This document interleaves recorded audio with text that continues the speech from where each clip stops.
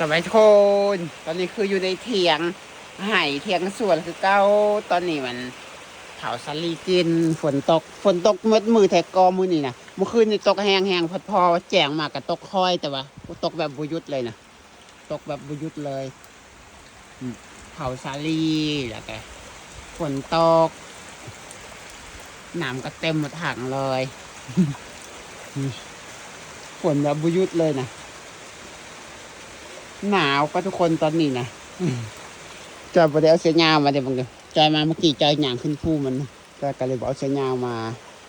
มันหอนพอตอนนี้แล้วหนาว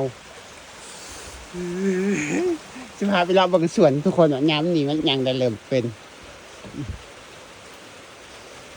ใส่อันขนมนิดหน่อยจะเห็นมักแตงเริ่มเป็นเลยเป็นมักแตงกวาแถวนี้แต่ว่าเป็นเพียงมักเดียวเท่านั้นทุกคนยังไม่ได้ใส่เบิ่งนี่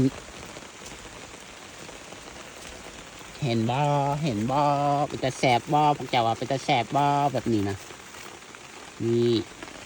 มีแต่มักเดียวนี่อยู่นี่ก็มีอันนี้มันมักแตงอันนั่นเลย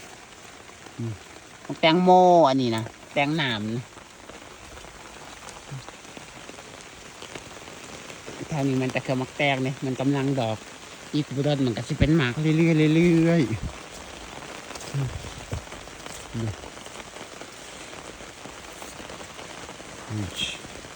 เราเบิ่งแถวนี้เบิ่ง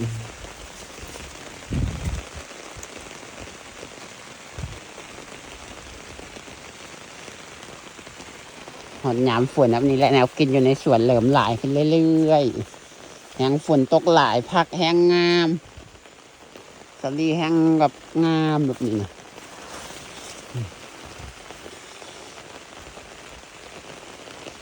หนาวทุกคนน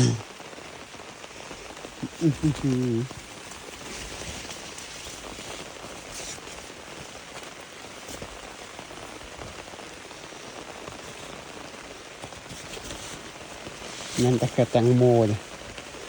แตงโมกับมักแตงมักแตงลายแตงลายมันมักแตงอันอยู่บ้านเรามักแตงลายอยู่ไทยเอิ้นมันมักแตงไทยนะทุกคนอันคล้ายแตงโมนะบางมักเพชรมักอย่างก็กำลังเป็นกำลังดอกกำลังเป็นมากนี่มักหอยพวกนี้ดอกสีขาวคือมักแตงงามหมดแถวนี้นะแต่ว่ายังบูมันจะเป็นหมากมือไหลหุอันนี้ผักบวบเลยนี่ตัวนี้มันต้นมักเพชรมักพริกแถวนี้นะนี่ต้นมักเพชรกับว่าฝนสิจังสีต้นมักเพชรนี่แหละเริ่มงามนะเพราะว่าต้นมักเพชรมันบวกงามมาโดนเริ่มเป็นหมากหลายต้นมักเพชรโอ้โหบรรยากาศดีแฮงทุกคนซัลลี่ลงไปทางหลุมนี่มีหลายแต่ว่าเป็นซัลลี่แข็งมาปลูกไว้ให้สัตว์เลี้ยง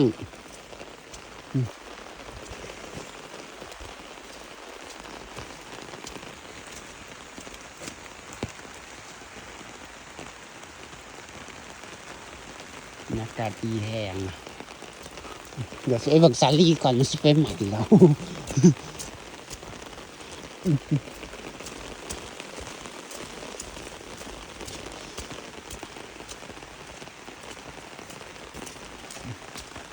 แล้วพบกันในคลิปหน้าทุกคนวันรักสบาย